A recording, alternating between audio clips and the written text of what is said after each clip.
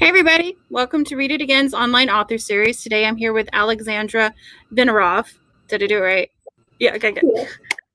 She has a new book out that, congratulations, today is your release day. Thank you. Here it is. Yes. Yay! The Dark Fights. Yes. Dark Fights. Can you, let me introduce you officially, and then can you tell us about your book? Sure. Okay. Alexandra was born in Moscow and has lived in Manhattan long enough to boast all rites of passage to make one a New Yorker. She started training and competing in dojo when she was a young girl. I'm so bad at reading aloud. Experiencing firsthand the harsh Russian coaching methods that can be summed up as what doesn't break you makes you stronger. She also trained in Japanese jiu-jitsu and aikido and holds a second-degree black belt in the latter. She continues practicing martial arts every day. She holds a PhD in literature, and her three favorite things are martial arts, books, and movies. Hi, welcome. Yeah. Can you tell us a little bit about your book? Sure. So, yes, the book is called The Dark Fights.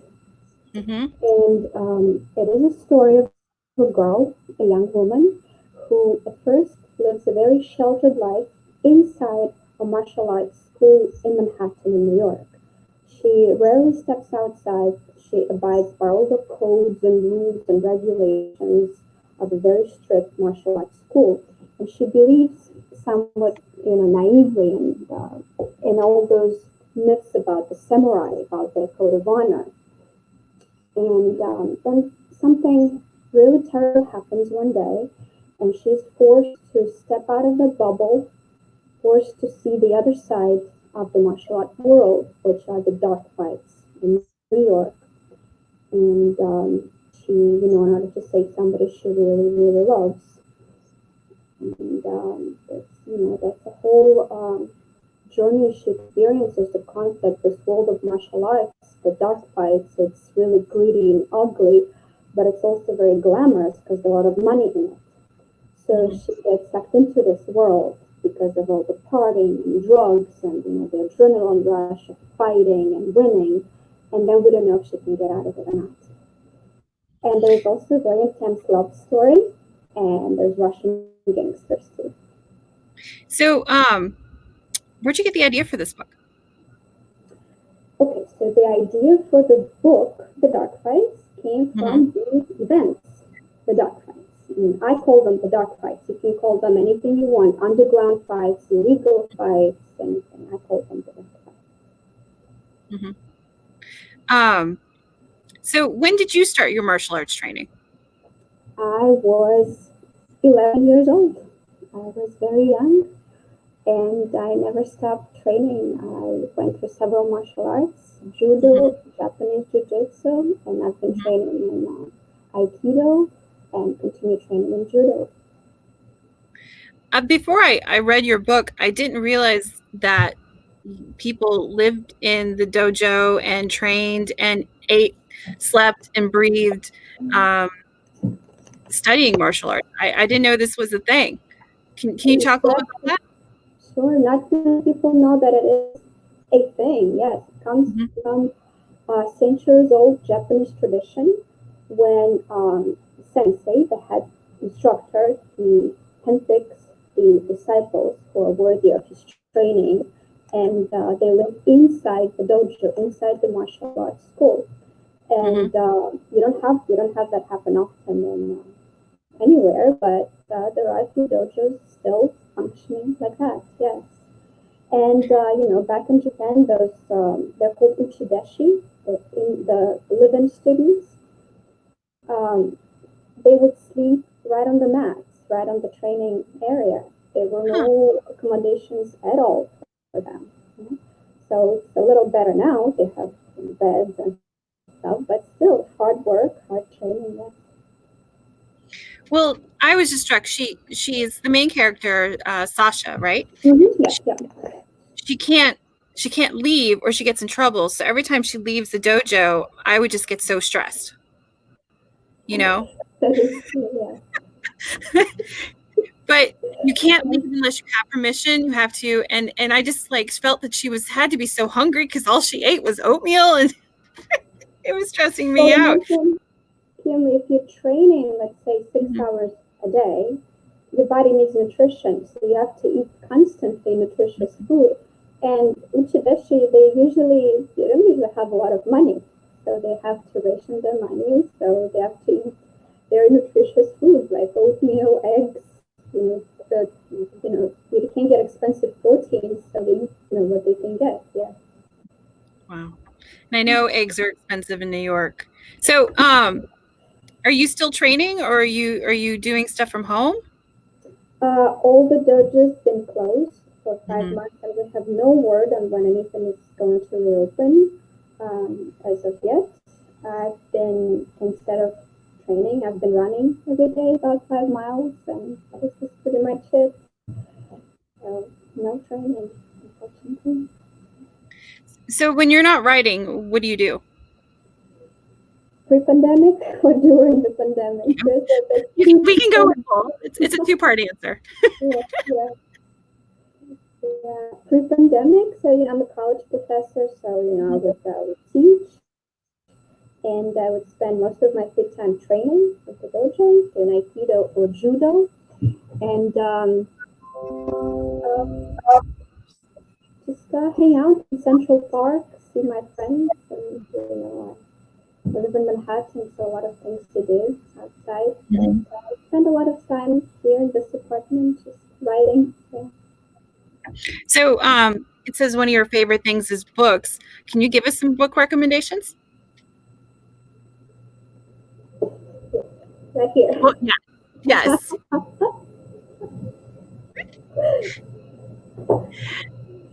What else have you been reading lately? I don't read when I write. I don't read anything when I write.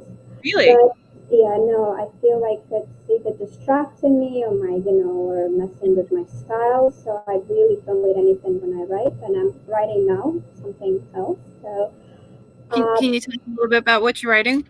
No, not yet. I'm a little superstitious, as all Okay. Russians. I don't want to jinx it yet. Yeah. But it's going to be something really cool and exciting. Cool. It's going to be, yeah. Is it similar or different from Dark Fights? It is not a sequel. I mean, sequel could be in the works if my readers are interested. The story, Sasha's story, is definitely not over, and I have excellent ideas for where I want to take my characters. But this one I'm working on, no, it's not related to Dark Fight. Are you? Go ahead. Go ahead. No, but it also takes place in New York. I like books that take place in New York. Are you a pantser or a plotter? What's the first one? First option? A pantser. So, do you write by the seat of your pants? Do you just sit down and write, or do you plot it out? Okay, so my agent has a lot of say in how the process goes, and he's just an amazing agent, Richard Curtis, and he wants to see the plotted out. He wants to see from the beginning to end where I'm going to take the characters. And then he says, of course, well, you have some freedom of what you want to do with them in between, but I want to see the beginning and the end, and that's what happens. And so he helps me a lot with that, yeah. And I think that helps me too, because I like the discipline. I think that discipline helps. I bet you seem, yeah, with all your martial arts training, I bet discipline's the way to go. So what was one of the favorite parts about writing your book? What did you enjoy most? The Dark Fights. I think it was. I think I enjoyed the process so much because I would write about fights and training, and then I would go to the dojo and train. So that was really exciting. Half a year. I don't remember how long it was, but yeah.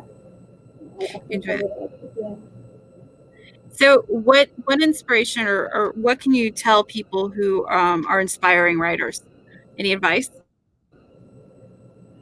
I said this in one of my previous interviews, and people looked at me like, what? So, I think because I studied literature my whole life, my PhD is in literature, so comparative literature, Russian classics, British, Americans, French, and I think I've read too much. Mm-hmm. So I would say for the inspiring writers, read, but don't read too much. Did you do any like other major like when you were planning out the book, any other research? Like, did you go to any other underground fights? Well, so underground fights are illegal, right? So I can't on camera admit that I've either participated or been to one. So I can't say that, but I can say that the book is based on something that I know really well, either from personal experience or from very reliable witnesses or from research. Fascinating. Yeah. So I really enjoyed this book, guys, and you all should come out and buy it. We have some in stock. What can you we love it when authors recommend things. So I know you don't read while you're writing, but when have you had books you're like, oh, I could totally, I love this, it inspires me. What has inspired you? I don't know if it inspired me, but I really enjoyed Barry Eisler. I hope I'm pronouncing his name right. I mean, I've never heard his name pronounced. So Eisler, I'm sorry, Barry. The Rain series. I don't know if you know that. The protagonist's name is John Rain. He's amazing, and he also does judo. So all of the fights are really authentic. And I think Barry is also a black belt in, I think, judo, if I'm not mistaken. So those, are you looking that up right now? I am looking it up. How do you pronounce it? First one is Paris is a Bitch. No, it's a short story. I think it's a short story with his girlfriend. But the whole Rain series, his name is Barry Eisler, right? Yeah, Eisler. I think so. Eisler. I'm going to post a link to our comments so people can see what we're talking about. I think Keanu Reeves wanted to do a movie based on Rain books. Really? TV series. So Keanu, what happened with it? I'm Keanu's fan. So. Well, you talked about John Wick in your book and how everybody got together and watched it. Yeah, because for John Wick, Keanu trained in Aikido and Judo.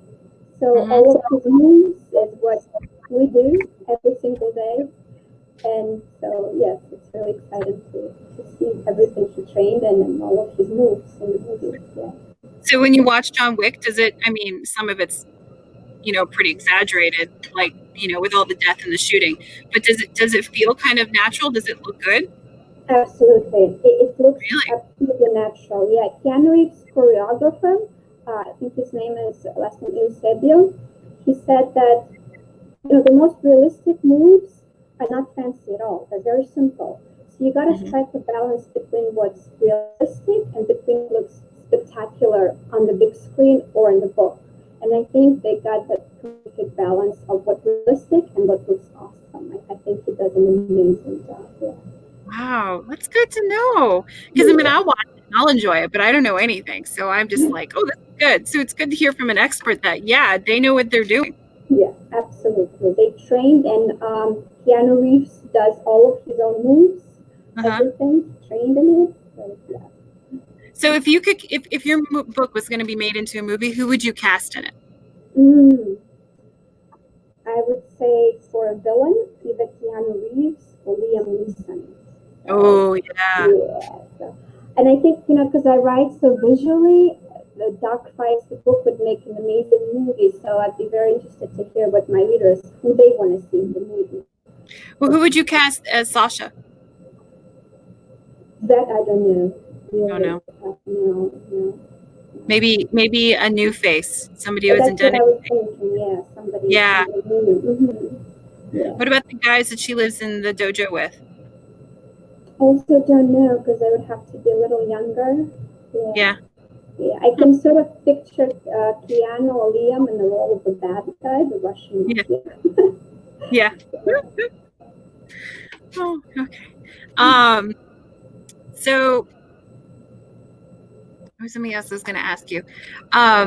Your character, she's faced with so many like choices, and I felt like she just was pushed into making bad decisions everywhere she went. And I really felt for her. Like I felt for her character, and it would stress me out every time that she had to make a bad decision. Well, the girl fell in love. Mm-hmm. We don't want to give out the plot, but she fell in Yeah. love, and you make wrong decisions when you're in love. Mm-hmm. As I think we all know. Or just her brother, who just kept. With regards to her brother, she's also sort of, it's a love, she really, really loves him, and she does Mm-hmm. make some wrong decisions, but they come from the heart, she does it with Mm-hmm. love. But we don't want to give out the plot. No, I always say it's okay to give out parts of the plot, just not the end of the plot. Okay. You know what I mean? Mm-hmm. Because you want to entice people to read it, so you want to tell them about a little bit about the plot. You just can't give away the end, because then it's not what the point in reading it, but you still want to read it. But yeah, you don't want to give out the end, so it's okay to talk about plot a little bit. Well, she believes she can save him. She can get him out of that horrible world of the mafia and stuff fights, and she believes it. If she steps in and does one fight in his stead, she would save him. But she's being too naive about it, so she learns as she goes. Well, I liked that she was determined to protect the people in her life.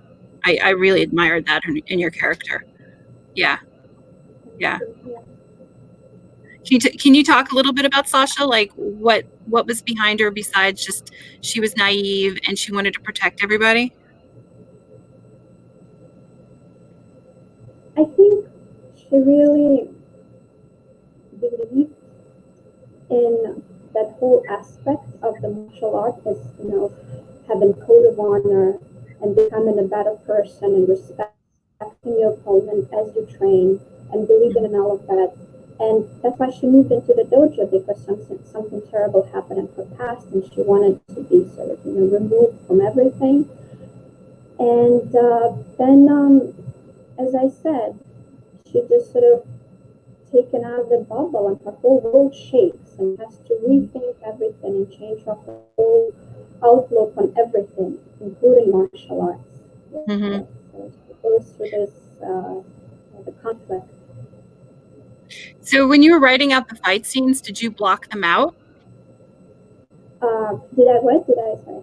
Did you block them out? Like, did you okay, and then she put her hand here. Like, did you practice them before you wrote them down? So I would create it in my head, the fight scenes. I would put the major points of what I want to be accomplished in this fight, who I want to win, kind of injuries and basic, what happens. Because if you take a look, every little fight scene has a little plot in its own. Just randomly hitting each other and throw, and there's something happens in each fight scene. And after I have that, I would get somebody and practice on the mat and see that all of that works, actually. I love that. Did you record it or anything, or you just remembered it in your head? I know I remembered. I've been training such a long time, so I remembered. But I did want to go. I remember people were getting a little bit desperate because, who wants to have their elbow sort of like that 100 times? But yeah, and there are a lot of chokes in the fight scenes, and I like choke techniques. And at the dojo, people call me choke girl because I'm pretty good at it. But people don't practice in them very much. So. But huge thank you to all of my training partners. Thank you for putting up with that. Thank you for training with me. Thank you. Did you write any of your training partners into the book? People started reading it. The book just came out, and I'm already receiving texts, and people are reading it. Oh, is this guy? Is this guy? Yes. I love that. Yeah. So people in the know, they would recognize somebody. I mean, there's not one specific person, but it's more like composites of different people, but people would recognize something. Yeah. Oh, I love that. Not only did you did you make them practice with you so you could plan out your fights, but then you put them in the book too? I think that's great. I think that's a reward. So you put everybody in a chokehold and then you wrote them in there. That's their reward. Definitely. Mm-hmm. Yeah. Yeah. So we're talking about fighting. I thought it was interesting that something struck me was that you put blue tape on your elbow to let other people know that that elbow is injured. Mm-hmm.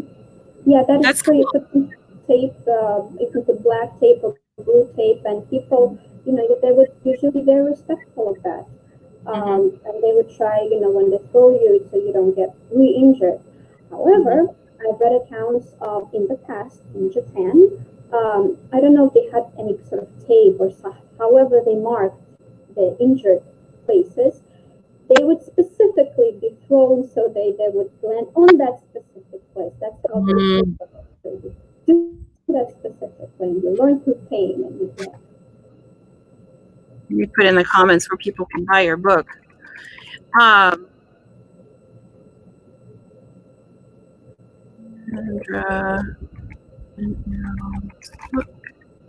Sure.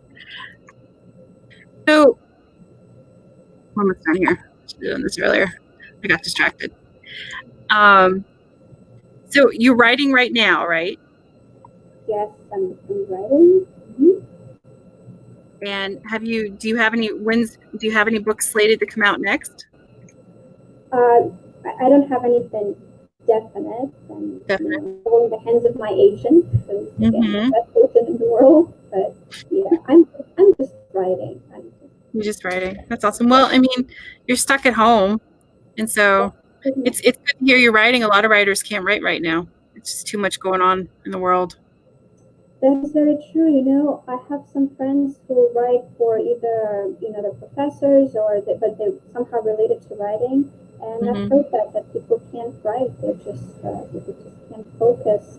I think the first couple months I could barely even start typing first page. But then you just have to remember your discipline and just work through it. Yeah, but I know what you mean. Do you have a paper page goal for every day? A word goal? Well, when it's kind of just relaxed, when I don't have a deadline, I usually do 1,200 words per day. But now, there's not much else to do, so I've been writing a lot more. Except for after writing for 5-6 hours, I start putting nonsense on paper, so I try to stop after 5-6 hours. Yeah. Oh, wow, you're going to get this done in no time. All right, so we have Dark Fights in stock here at the store. I've just finished it today. I absolutely enjoyed it. The action was awesome. You really do write a good fight scene, but obviously you have great experience in it. So that's why, one of the reasons why you write such a great fight scene. Would you mind, Alexandra, would you mind sending us a couple autographed book plates? Sure, no problem. Yeah, we can do that. So if anybody's interested in a copy of Dark Fights, we will get some autographed ones out. We recommend you buy it from us, but you don't have to support us. You can support your local independent bookstore.